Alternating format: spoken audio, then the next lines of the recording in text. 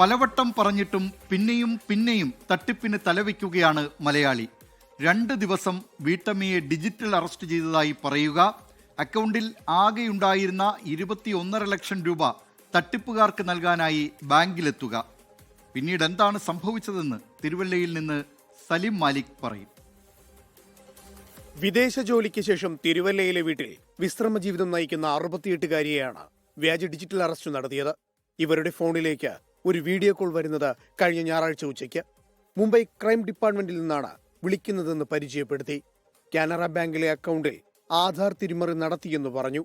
Bank of ബറോഡയിൽ മാത്രമാണ് account എന്ന് പറഞ്ഞപ്പോൾ അതിന്റെ വിശദാംശങ്ങൾ ചോദിച്ചു. വിവരം മറ്റാരെയും ധരിപ്പിക്കരുതെന്ന് നിർദ്ദേശിച്ച് ഡിജിറ്റൽ അറസ്റ്റ് ചെയ്തു. അക്കൗണ്ടിലെ പണം മുഴുവൻ അയച്ചാൽ കേസിൽ നിന്ന് ഒഴിവാക്കി തരാമെന്ന് അറിയിച്ചു. അക്കൗണ്ടിലുണ്ടായിരുന്ന 21,50,000 രൂപ പിൻവലിക്കാനായി ഇവർ ചൊവ്വാഴ്ച ബാങ്കിലെത്തി. 3 സ്ഥിര നിക്ഷേപങ്ങളും പിൻവലിക്കണമെന്നാവശ്യപ്പെട്ടു.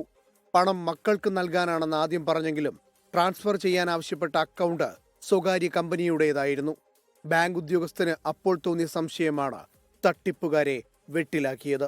പണം കൈമാറാനായിട്ടുള്ള ട്രാൻസ്ഫർ ചെയ്യാനുള്ള ഫോം പൂരിപ്പിച്ചു തന്നപ്പോൾ പ്രൈവറ്റ് ലിമിറ്റഡ് കമ്പനിയുടെ പേരാണ് കണ്ടത്. അപ്പം ചോദിച്ചു, എന്തുകൊണ്ടാണ് മാഡം നേരിട്ട് ഇതുപോലെ അയച്ചു കൊടുക്കുന്നത്, മക്കൾക്ക് അയച്ചു കൊടുത്താൽ പോരെ എന്ന് ചോദിച്ചു. ആ ഒരു അക്കൗണ്ട് നമ്പറും ആ ഒരു ചാറ്റും കാണുമല്ലോ, അത് എന്നെ കൂടി കാണിക്കാമെങ്കിൽ ഞാനൊന്ന് ക്രോസ് ചെക്ക് ചെയ്യാം അക്കൗണ്ട് നമ്പർ എന്ന് പറഞ്ഞു. അപ്പോൾ അവർ അല്പം പരുങ്ങുകയായിരുന്നു ചെയ്തത്. ഇത് ഒരു വെർച്വൽ അറസ്റ്റ് ആണ് എന്നുള്ളത് മനസ്സിലായി. എത്രയും പെട്ടെന്ന് തന്നെ അത് ബ്ലോക്ക് ചെയ്യുകയും ഫണ്ട് കൈമാറ്റം തടയുകയും ചെയ്തു. അങ്ങനെയാണ് ഈ അവരുടെ ഹാർഡ് ഏൺഡ് മണിയായ ഒരു 22 ലക്ഷം രൂപയോളം സേവ് ചെയ്യാൻ സാധിച്ചത്. തട്ടിപ്പുകാരുടെ നമ്പർ ബ്ലോക്ക് ചെയ്തതും ബാങ്കുകാർ തന്നെ. ട്രാൻസാക്ഷൻ ചെയ്യുമ്പോൾ ഒരു ബെനിഫിഷ്യറി നെയിമിൽ ഒരു മിസ്മാച്ച് കണ്ടപ്പോഴാണ് ഞങ്ങൾക്ക് ഡൗട്ട് അടിച്ചത്. അപ്പം ഞങ്ങളുടെ ഉദ്യോഗസ്ഥർ കൂടുതൽ ഡീറ്റെയിൽസ് ചോദിച്ചപ്പോഴാണ് കാര്യങ്ങൾ വെളിയിൽ വന്നത്. ഞങ്ങൾ വാട്സപ്പ് ചാറ്റ് പരിശോധിച്ചപ്പോഴാണ് ഇതൊരു സൈബർ ഫ്രോഡ് ഡിജിറ്റൽ അറസ്റ്റ് ആണെന്ന് മനസ്സിലായത്. അവരെ അത് പറഞ്ഞ് മനസ്സിലാക്കി. ബാങ്ക് ജീവനക്കാരുടെ ജാഗ്രത ഗൂഢനീക്കം പൊളിച്ചെങ്കിലും ഇപ്പോഴും പ്രതികളെ പിടികൂടാനായിട്ടില്ല. ഓൺലൈൻ തട്ടിപ്പുകാരെ തകർക്കാൻ കേന്ദ്ര സംസ്ഥാന സർക്കാരുകളുടെ ഭാഗത്തു നിന്ന് പരമാവധി ഇടപെടലുകൾ ഉണ്ടാകുന്നുണ്ട്. വാർത്തകൾ പലത് വന്നിട്ടും ഇപ്പോഴും അത്തരം തട്ടിപ്പുകളിൽ പെടുന്നവർ നിരവധി. സ്വയം ജാഗ്രത പാലിക്കുക മാത്രമാണ് മാർഗം. എപ്പോഴും ബാങ്കുകാർ രക്ഷയ്ക്കെത്തണമെന്നില്ല. സലിം മാലിക്, 24, പത്തനംതിട്ട.